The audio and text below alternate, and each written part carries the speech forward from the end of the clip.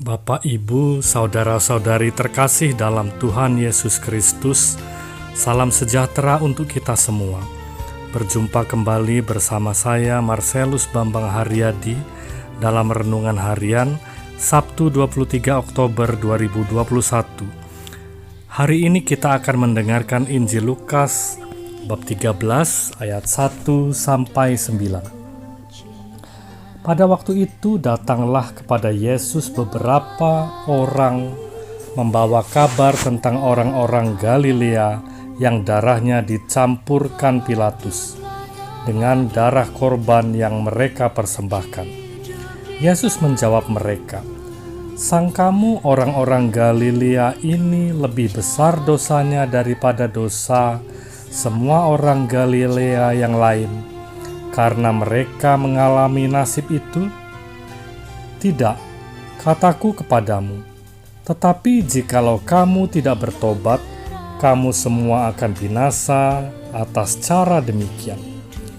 Atau sangkamu ke-18 orang yang mati ditimpa menara dekat Siloam lebih besar kesalahannya daripada kesalahan semua orang lain yang diam di Yerusalem? Tidak, kataku kepadamu, tetapi jikalau kamu tidak bertobat, kamu semua akan binasa atas cara demikian." Lalu Yesus mengatakan perumpamaan ini.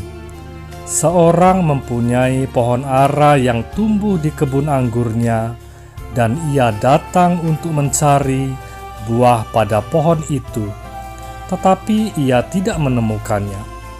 Lalu ia berkata kepada pengurus kebun anggur itu, "Sudah 3 tahun aku datang mencari buah pada pohon ara ini, dan aku tidak menemukannya.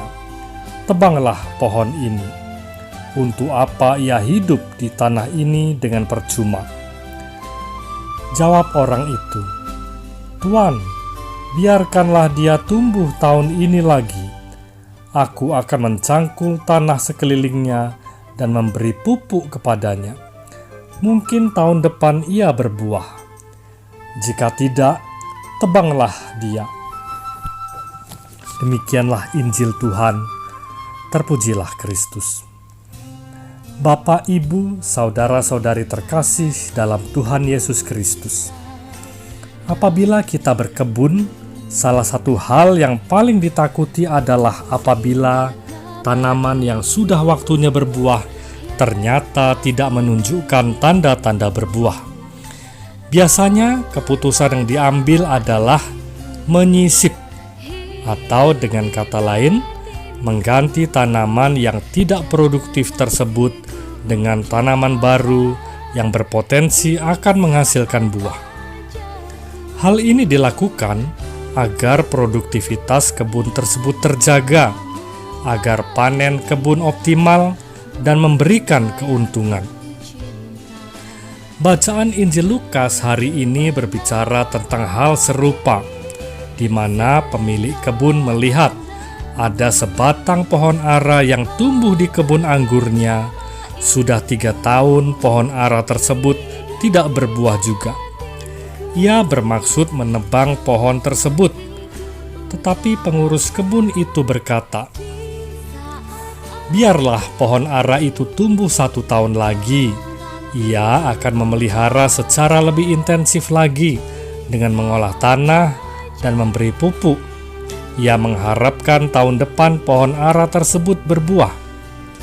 Bila ternyata tahun depan tidak berbuah juga, maka pengurus kebun tersebut menyerahkan keputusan kepada pemilik kebun bila ingin menebang pohon ara tersebut." Bapak, Ibu, saudara-saudari terkasih dalam Tuhan Yesus Kristus. Seperti halnya pohon ara, kita sebagai manusia pun diberi tugas Allah untuk menghasilkan buah-buah kasih, bukan hanya bagi diri sendiri, tetapi juga bagi sesama. Bila pohon ara tidak menghasilkan buah, untuk apa pohon itu hidup di tanah dengan percuma? Demikian pula halnya dengan manusia. Bila tidak menghasilkan buah-buah karya amal, kasih, kesaksian, kesejahteraan, kepedulian dengan sesama, untuk apa manusia hidup di dunia ini? Pengurus kebun tadi adalah Yesus. Yesus memberikan kesempatan menyelamatkan kita, merawat dan memelihara kita, memberi pupuk sabda Injil kepada kita, agar kita mampu menghasilkan buah-buah kasih dalam hidup ini. Agar mampu menghasilkan buah, kita harus hidup dalam Yesus. Kita harus memiliki Roh Kristus.